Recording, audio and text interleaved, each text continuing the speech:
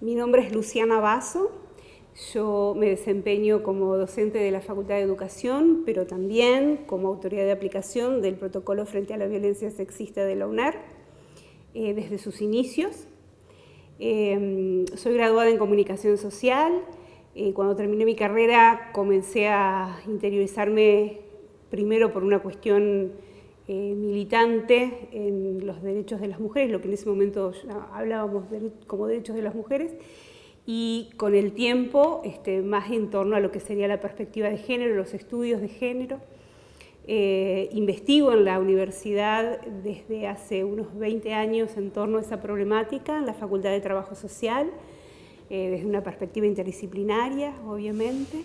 Y estoy en este momento representando a la Universidad Nacional de Entre Ríos en la Red Universitaria de Género contra las Violencias del Consejo Interuniversitario Nacional. En las universidades nacionales comenzamos a desarrollar herramientas para atender la violencia sexista, no a trabajar en perspectiva de género, porque eso en realidad se venía trabajando desde hace mucho tiempo antes.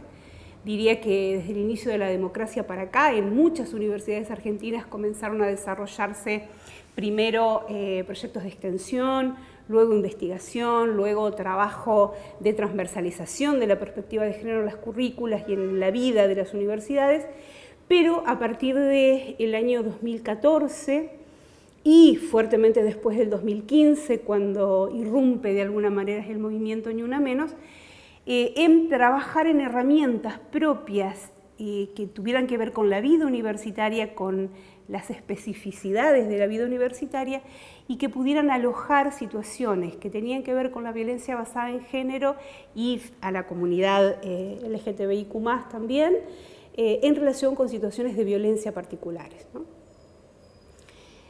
A partir de allí, todas las universidades comienzan a generar este tipo de herramientas y a conformarse esta red, ¿no?, de la que te hablaba al principio.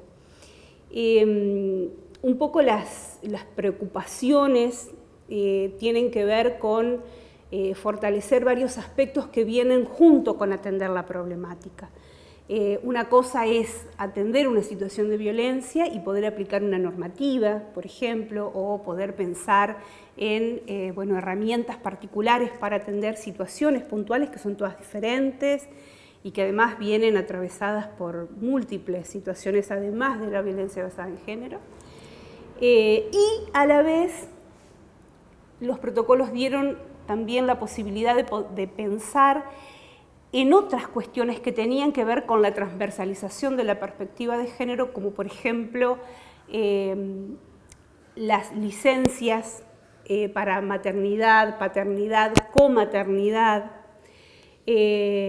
por ejemplo, las políticas en relación a la salud sexual y reproductiva dentro de las universidades, las cuestiones relacionadas con las tareas de cuidado, poder pensar la armonización de las vidas personales con las vidas laborales, espacios para poder pensar qué ocurre con las situaciones de violencia en relación a las licencias, por ejemplo, por motivos de violencia, que eran todas cuestiones estructurales, o también, por ejemplo, la paridad de género para los cargos electivos, que vienen de algún modo de la mano de esta preocupación, pero que exceden la atención del caso de violencia en sí, que es importante y que hay que atenderlo, pero que a la vez, si queremos pensar en instituciones que puedan ir generando una idea de corresponsabilidad y una idea de vida institucional saludable para las personas que la habitan, no puede ser simplemente atender la situación de violencia, sino que hay que ir más allá. Bueno, en este momento la Argentina está pasando con un gobierno claramente de derechas, está pasando una situación muy particular respecto de todo lo que tiene que ver con los derechos que tienden a la igualdad de género y que tienden a igualar posibilidades para todas las personas, ¿no? Y eso ha generado mucha retracción, por ejemplo, en relación a los equipos de atención. No es nuestro caso, porque la universidad tiene una autoridad de aplicación, que en este caso ocupo yo, y equipos de referentes en cada una de las facultades que funcionan de forma ad honorem, y que no están contratados por la universidad, pero en lugares donde eso sí pasaba, esos contratos se han caído, por ejemplo, generando una cuestión de precarización laboral o de pérdida del trabajo de las compañeras en relación con eso. Y también la cuestión presupuestaria que resiente todo, ¿no? Se resiente la extensión que se puede hacer en perspectiva de género, se resiente la investigación, se resiente también la atención, ¿no? Eso es una cosa que va de la mano. Particularmente, yo creo que nuestra universidad tiene muchos desafíos por delante en relación a visibilizar la cuestión de género. Se han dado algunos pasos que son importantes y que son estructurales, como por ejemplo que en la reforma del Estatuto de la Universidad aparezca la paridad de género como una de las cuestiones importantes para los cargos electivos. Eso es algo estructural, ¿no? que permite pensar en una universidad más inclusiva, con espacios para las mujeres y las disidencias, sobre todo para poder ocupar lugares de decisión, ¿no? Espacios de toma de decisión que son los que después generan algún cambio. Pero a la vez hay muchísimas otras situaciones que no están armonizadas. Todo lo que tiene que ver con las políticas de cuidado, por ejemplo, lo que tiene que ver con el ingreso y la permanencia y el egreso de las personas del colectivo trans, por ejemplo, el cupo laboral travesti trans es otra cosa que tampoco está implementada en nuestra universidad y son desafíos muy grandes por delante. A la vez, creo que también poder pensar la transversalización en términos concretos, ¿no? Transversalizar el género no es una cosa sencilla, pero necesita, además de voluntad política, también dotación presupuestaria para poder trabajar en eso, generar políticas que tengan que ver con finalmente poder llegar a la comunidad universitaria de un modo más concreto. Y bueno, también en esa misma línea poder revisar, cosa que a ninguna institución le gusta, porque bueno, sobre todo la universidad, ¿no? Que siempre se ha pensado como un espacio democrático, creador de pensamiento crítico, poder pensar que es productora y reproductora de violencia en sus prácticas cotidianas. Eso hace a poder mirar corresponsablemente las situaciones que ocurren y es algo que bueno, se trabaja con capacitación, con implementación de Ley Micaela, con implementación de educación sexual integral dentro de la universidad, con espacios de defensoría de la comunidad universitaria que puedan contener esas situaciones, pero a la vez poder pensar en políticas de más largo plazo.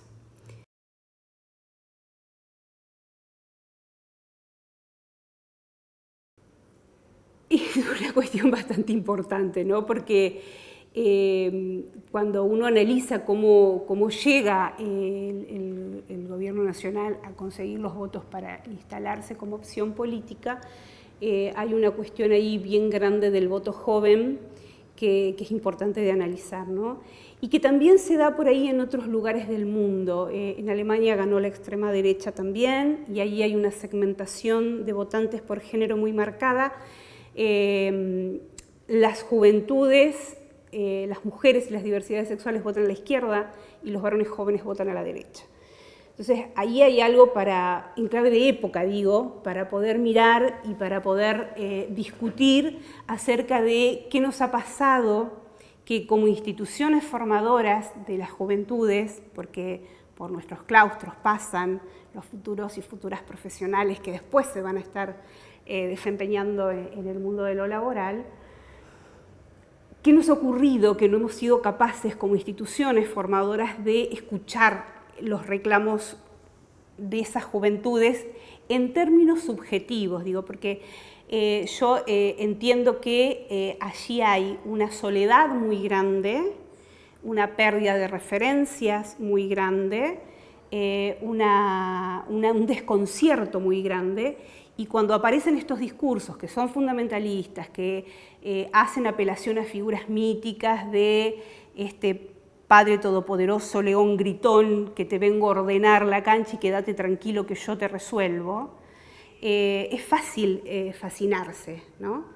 Entonces creo que tenemos ahí algo para mirar como universidades, insisto, como espacios de formación y de educación, en términos de qué es lo que está ocurriendo con esas subjetividades, qué ocurre con los discursos que circulan socialmente y que luego habilitan actos atroces, como puede ser el lesbicidio de Barracas, que ocurrió en abril del año pasado, y cómo los interpelamos, sin obturar la posibilidad de hablar y de que quien piense distinto lo pueda expresar, pero a la vez sin dejarlo en el lugar de la cosa crítica o sin darle lugar. Yo creo que hay que comenzar a interrogarnos qué pasó allí, qué nos está pasando allí, qué pasa con nuestras juventudes, porque estamos en un lugar de formadores, de formadoras. Entonces, eso es ineludible.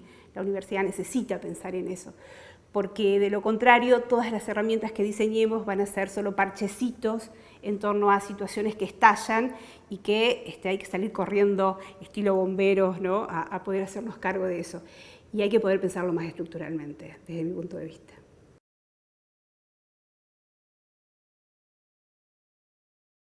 El protocolo trabaja generalmente con todos los claustros, pero siempre como muy cerquita del estudiantado. Estos años, desde el 2018 para acá, una de las cosas que podemos marcar es que de todos los claustros que componen la universidad, el estudiantado es quien más llega al protocolo, quien más consulta en el protocolo. Las mayorías de las actuaciones que se han generado este año han tenido que ver con situaciones entre estudiantes o entre estudiantes y docentes, y que de algún modo se han apropiado de la herramienta de una forma, digamos, muy buena. Creo que en eso ha sido un acierto que la universidad pensara en no un equipo de atención simplemente, sino en estos otros equipos de referentes que están en cada una de las facultades y que funcionan como primera escucha. Pero no solamente ahí, digamos, el rol no se acaba ahí en la primera escucha, sino en también poder generar acciones que tienen que ver con la visibilización, la sensibilización, los espacios más culturales que abren a pensar algunas cosas, y de alguna manera creo que eso ha permitido que la herramienta sea conocida y apropiada, ¿no?, sobre todo por el claustro estudiantil. Sí está un poquito más lejana del claustro docente y del claustro no docente, y eso es algo, digamos, en lo que hay que seguir trabajando, en el acercamiento a esos espacios. Es cierto que son distintos, porque las características de esos claustros son diferentes, pero eso sigue siendo, digamos, un desafío. También en poder generar espacios que ayuden a pensar herramientas desde lo pedagógico, porque la violencia no se previene, digamos, simplemente por acciones aisladas. Necesitas trabajar en el imaginario que la produce, y para poder trabajar el imaginario hace falta sostener ese trabajo todo el tiempo, con los modos en que se organiza la institución, con el lenguaje que funciona al interior de la institución, con cómo se van estableciendo los vínculos alrededor de la institución. Es muy apasionante y muy complejo el trabajo. Y las personas que se han comprometido, algunas de los equipos de referentes, digo, están también desde el inicio y siguen acompañando este trabajo. Y otra de las cosas muy importantes también, creo yo, en relación al protocolo, es que es hijo de una lucha larga, que, como decía, en la universidad, en la nuestra en particular, arranca con la vuelta de la democracia y con las compañeras comenzando a introducir lo que era el feminismo en la universidad, comenzando a introducir proyectos de extensión que fueron en los barrios primero.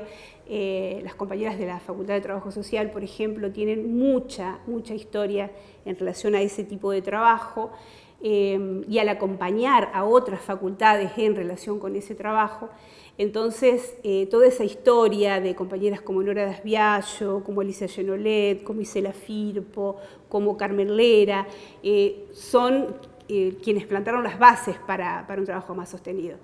Y bueno, y creo que en ese sentido, contar en la universidad con un núcleo de género, por ejemplo, en el INES, en el Instituto de Estudios Sociales de la Universidad, que se comparte con CONICET, es una cuestión, digamos, muy importante porque es una usina productora de conocimiento que impacta fuertemente, ¿no?, en lo que pasa dentro de la universidad. Lo mismo que participar de estas redes donde nos encontramos con otras universidades que también pasan por situaciones parecidas.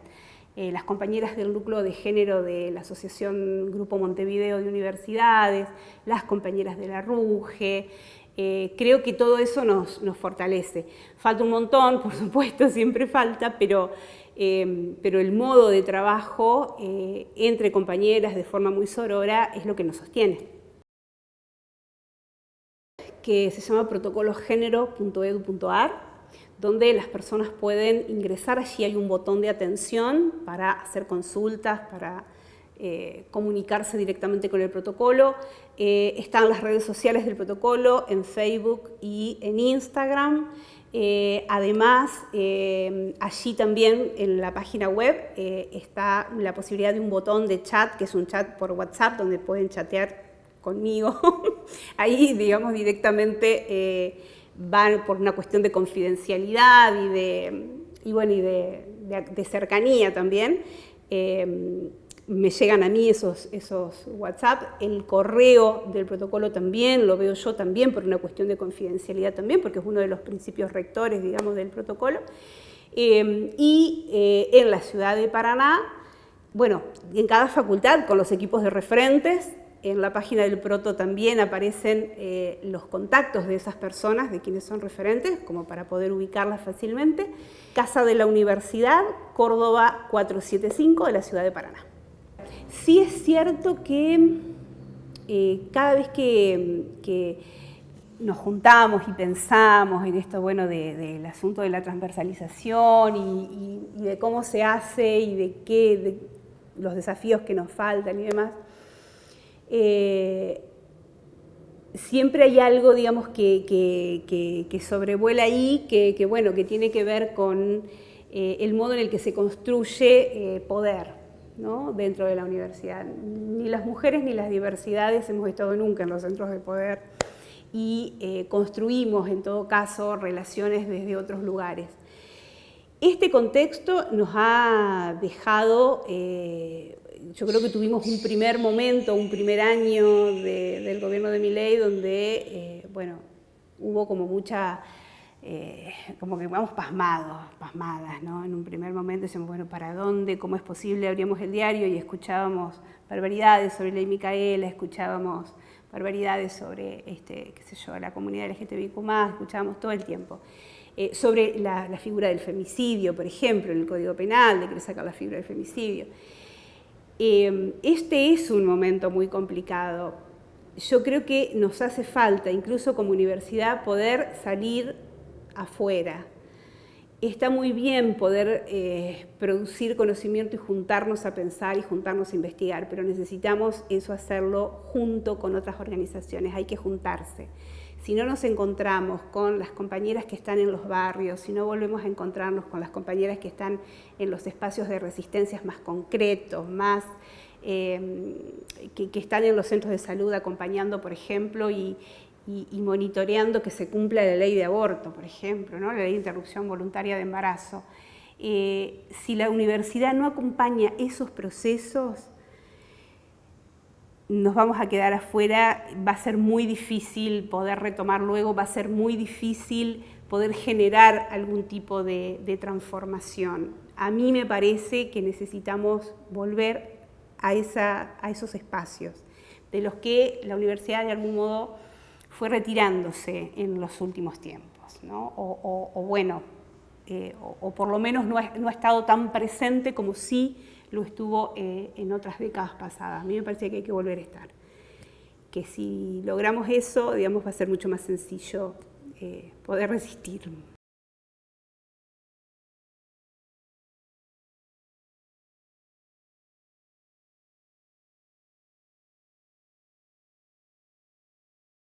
Yo no sé si ocupar el espacio, porque no sería lo que o sea, no es lo que a la universidad le corresponde en sí, pero sí poder encontrarnos con esos espacios de los que participamos en algún momento, de un modo nuevo y propositivo, porque tenemos cosas para proponer, porque tenemos cosas para hacer, porque además hay estructuras como para ofrecer esas estructuras a esos espacios comunitarios, a esos espacios colectivos.